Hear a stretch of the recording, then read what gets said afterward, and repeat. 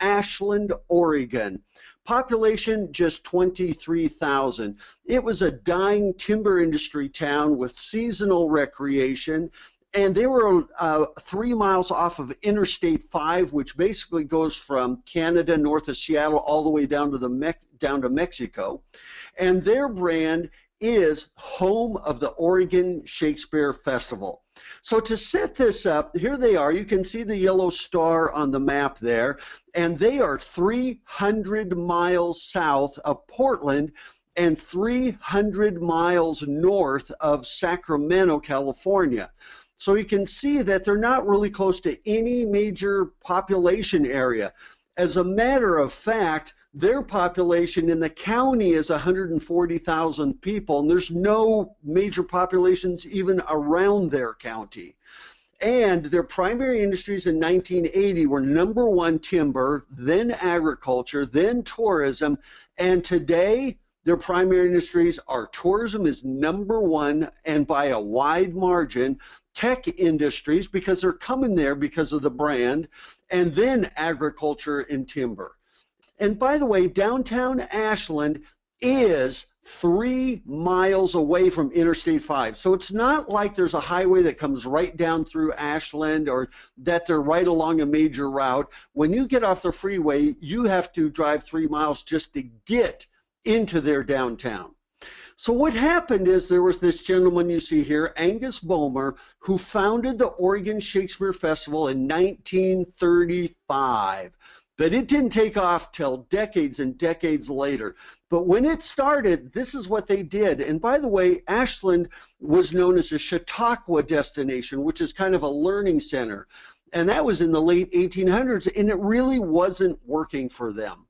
So they had this stage there. You can see people sitting out on the lawn, and that is what they started with. And that is season. It was only 1 month long.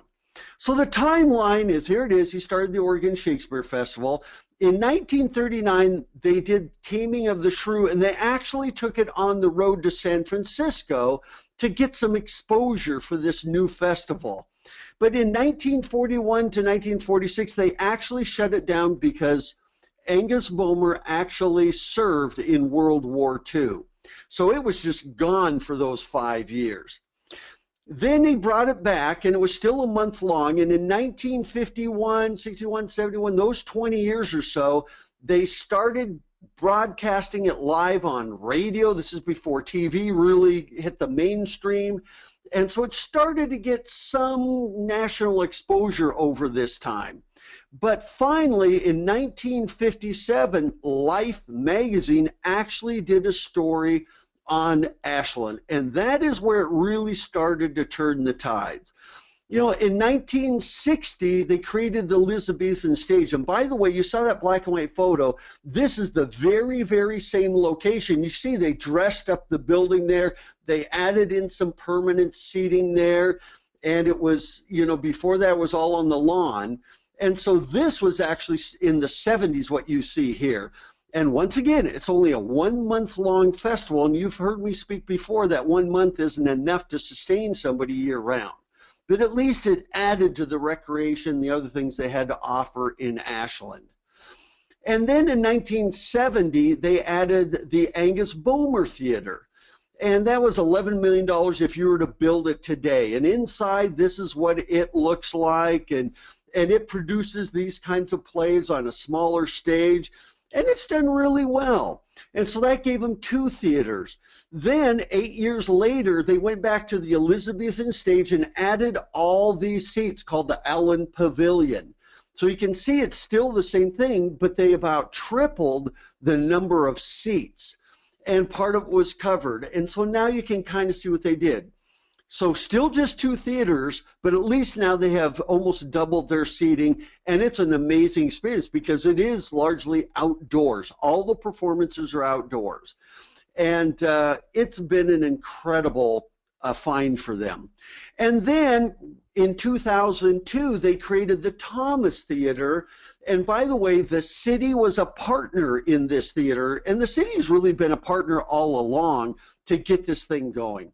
What's cool about this little theater, their 3rd theater, is that they can reconfigure it to be theater in the round. It can be a stage production.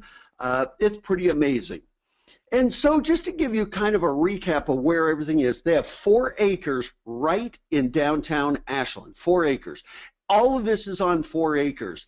And you can see here where they've got different parts of it. So there's the Angus Bomer Theater. Down there's the new theater, which is now the Thomas Theater. They sold the naming rights. And then the little Black Swan Theater, that new arrow just popped up. It is kind of a practice theater for them when they're doing rehearsals and those kinds of things. And then they have a little thing called the Green Show Stage, which I'll show you here in a minute. And down here on downtown is where they have their Visitor Information Center. So they orchestrated this over basically 30 years and created this cool place. Here is the Green Show Stage. There's never a charge for entertainment on it, and it's right outside. It's part of that 4-acre complex, and sometimes they bring in choral groups, sometimes they bring in rock musicians, you name it. It's always free, and it's very cool, and it brings life to their downtown. Remember, this is all right downtown. And so, you know, they started getting that national acclaim, and they got the Story in Life magazine, and then 1970 they opened the Angus Bomer, and then he retired the next year. That's why he got it in his name. And then finally by 2013, 108,000 people had purchased 400,000 tickets, with the average person attending 4 performances. So let me show you the layout of their downtown. Here's the downtown area, and this is their main street, downtown Ashland. And it's 1, 2, 3, 4 blocks long, and there's some little side streets, but that gives you an idea. This is not a huge downtown or a metropolitan area by any means. There's the festival grounds. That's their 4-acre site, and you can see right where it is in downtown. There's the Ashland Springs Hotel, which I'll show you. And by the way, in the 60s, 70s, pigeons were living in it, and it was all but defunct. Then they have Lithia Park, which is right kind of behind the Shakespeare grounds. And then the new theater that they built in 2002, you can see it. Oh, there's the Angus Bomer Theater, and the information offices right on downtown. So you can see how all this lays out. And there's the new theater. And so this was really how to turn Ashland around from being a dying timber town. You know, what happened is just a few years ago, Time magazine rated it one of America's top 5 regional theaters.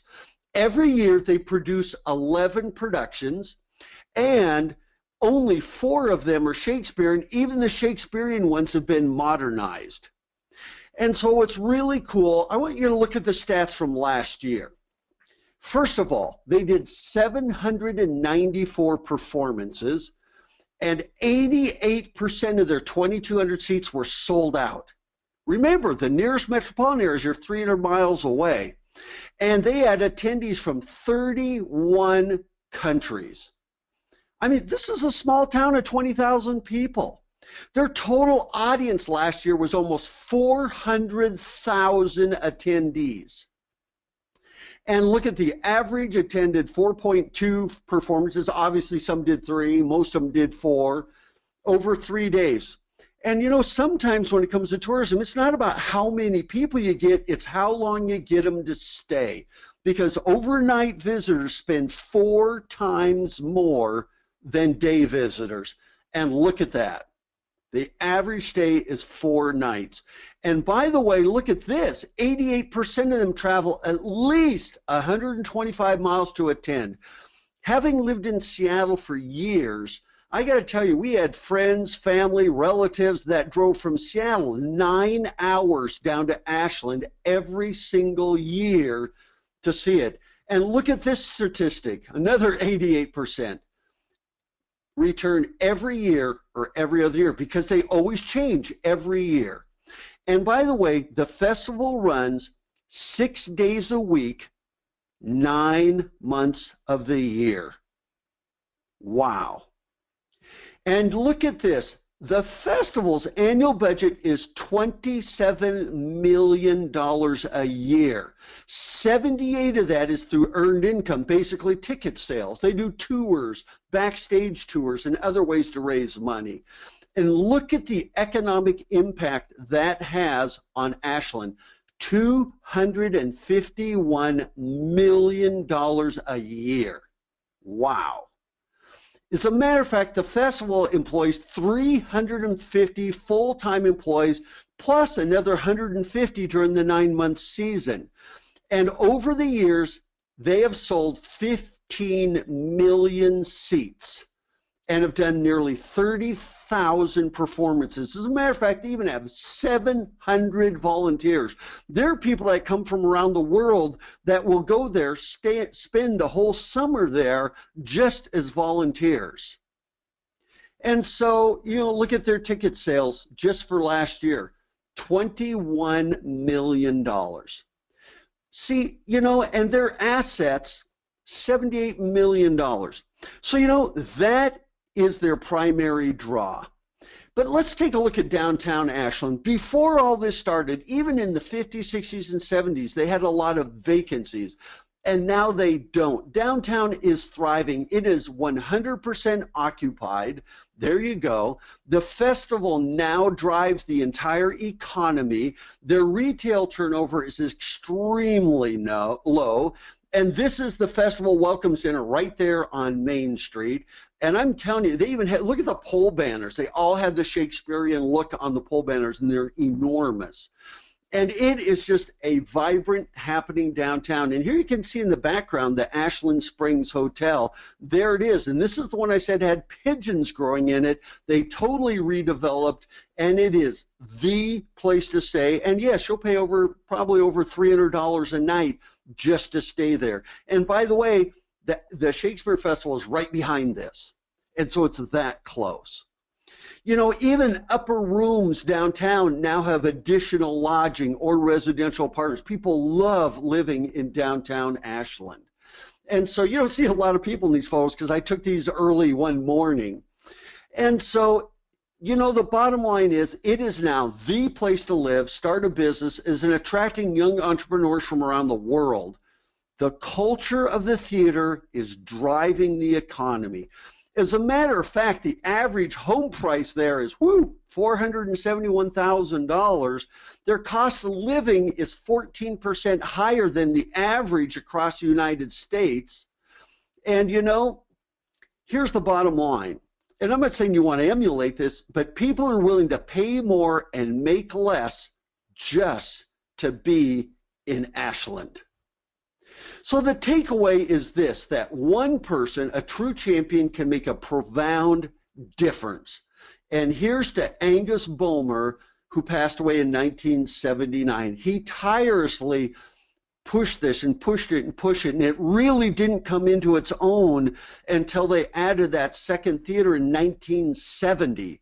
So this really took place over, yes, it started a long time ago, but in the last 20 to 30 years, it has really come into its own. So here's to Ashland, Oregon.